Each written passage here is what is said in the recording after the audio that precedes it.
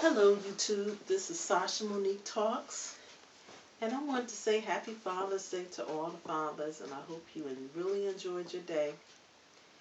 Where I'm from, it was a very nice sunny day, very nice outside and everything, and I hope that you got everything that you wanted and that you enjoyed yourself with your family. I had a very hard day today. I went to church and they were talking to the fathers, and I was happy for the fathers and everything, but I was reflecting on my loss and I was crying and crying. My father passed away April 6, 2010, and it was a very, very hard time for me.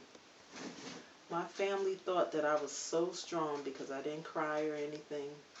And they said, "Oh, she's not crying, she's so strong."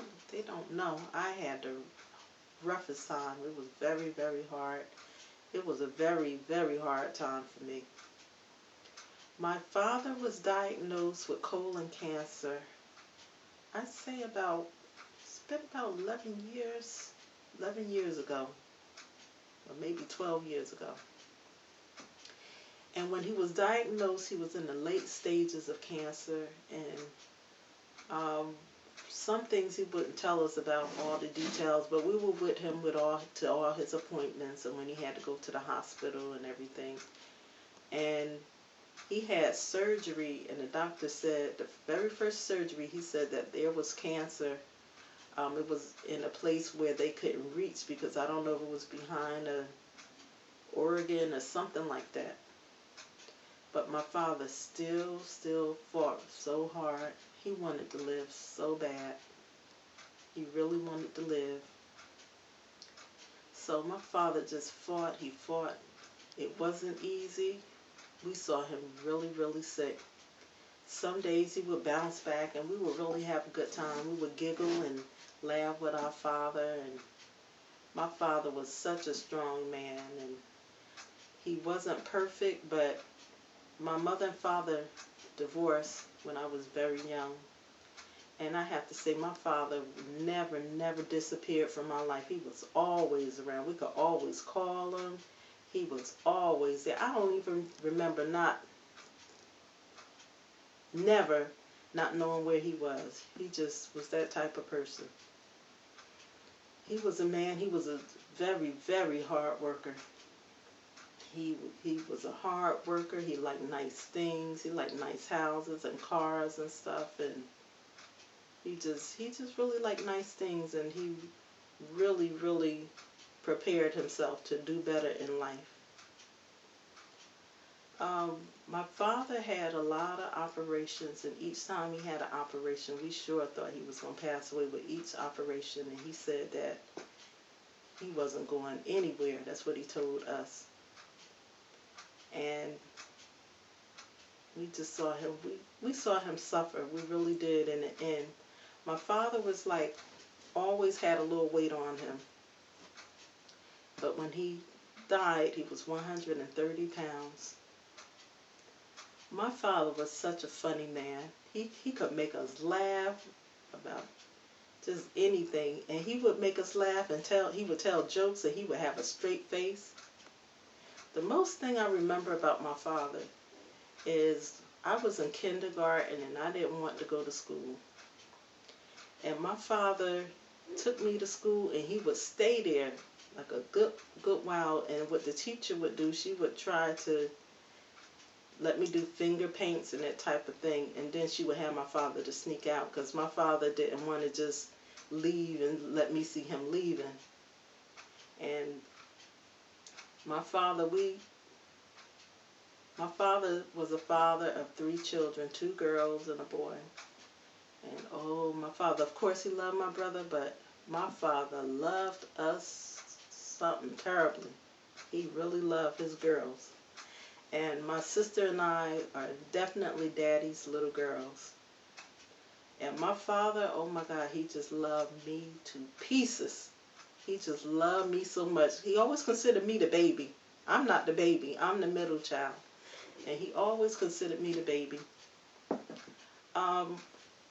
My father passed away when I was 44 years old. Up until he died, he thought I was so little. He thought I was a little girl and everything. And sometimes it would get on my nerves, but then other times I just loved it because he loved me to death. He really did.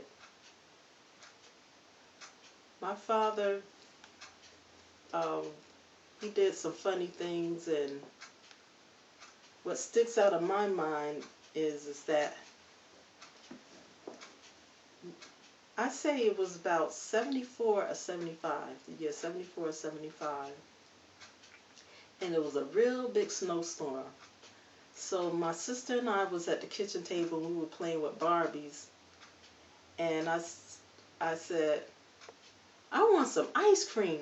So my father said, you see all that snow out there?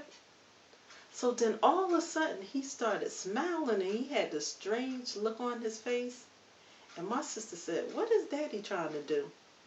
So he hollered at her and said, mind your business. Mind your business. So next thing we know, he went outside.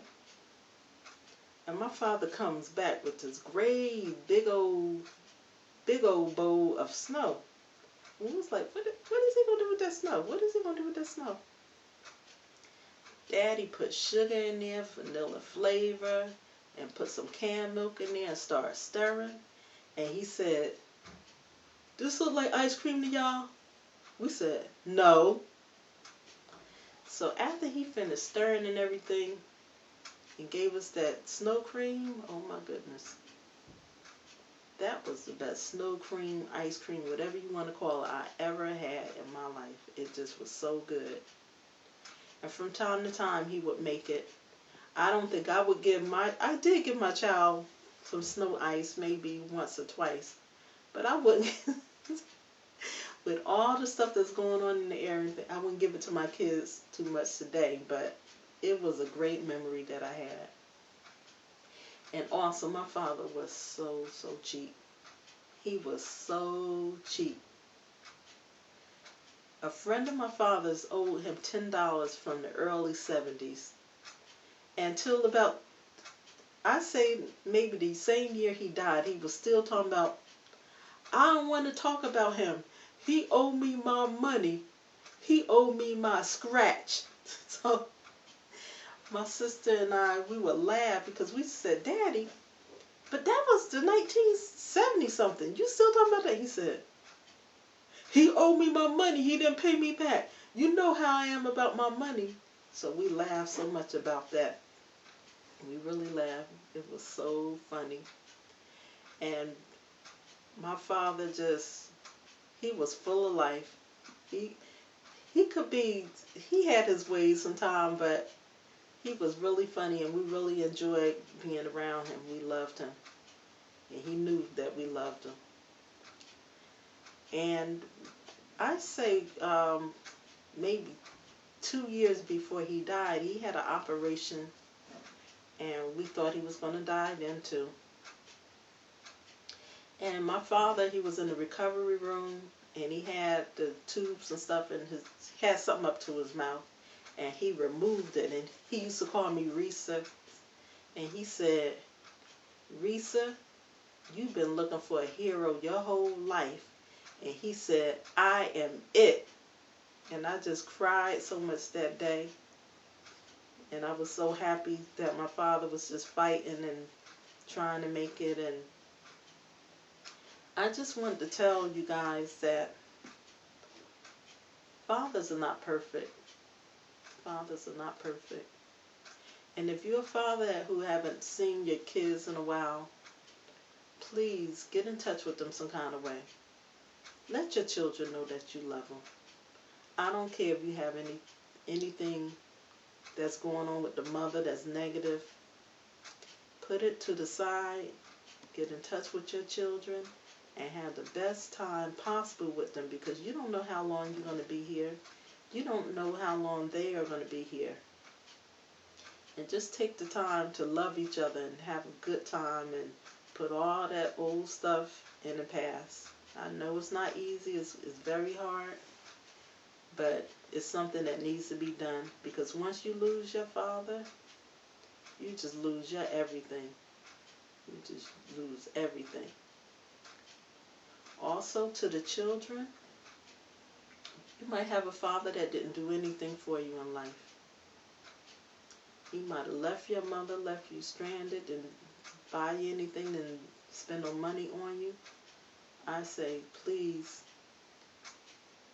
if you can, if you don't know where he is, get on the computer and search. Get on Facebook. You search for your father and tell him that you love him.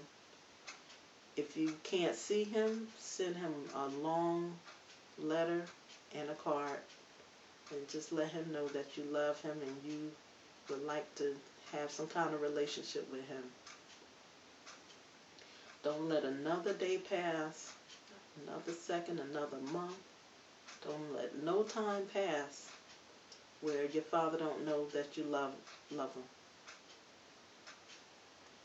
And fathers, you only have one chance to be a father. Do whatever you can to take care of your children. Children are very important to us, and they are our future. And just show them. Some fathers are out of work, but still that don't give you no excuse not to do anything for your children. Do something. Spend time with them. Send them a letter. Just let them know that you care. Like I said, I went to church today, and I was very sad and everything, but I am so thankful for my father. I am so thankful for the time that we had. He lived 9 years after his diagnosis, and that's a miracle in itself. He was a fighter. He was a strong man, a hard worker, and he just fought. And he got a chance to see another grandchild born and a great-grandchild. So he was truly blessed. If I had another day to spend with my father, I would give him my all. I would make the day very special, and I would spend the whole day with him, and I would really, really go all the way out. So to your fathers, I hope you enjoyed your day, and I hope that you were very happy, and hope that you got to spend it with your children, and the ones that marry with your wives and your children. And I remember the song by Sade, and she says, "It hurts like new shoes." And today I know exactly what that means, because today my heart was broken. My heart was really broken. I didn't cry much as nothing. I didn't cry during the funeral. Everybody thought I was so strong, but I am not strong. I am weak, especially today, but I am going to go on. I'm hoping that as time goes on, I get stronger, and that I will be able to cope more better with my loss. I love you all, YouTube, and I will talk to you later. Bye.